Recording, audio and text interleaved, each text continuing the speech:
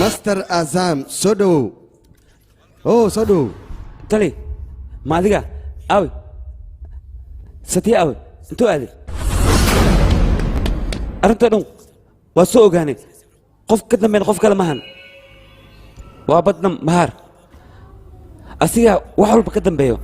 qofka daba taagan jaakadda waa asiga anaga tixraac ayaan ku samaynay waana helnay qof kale mahan wejigoo bedeshaa maxaa kugu dhactalay maxaa kaa khaldan ii sheeg aawi nakeen soo bax oo kaale adiga anaaba ii xareysneede yaa ku soo daayay ii sheeg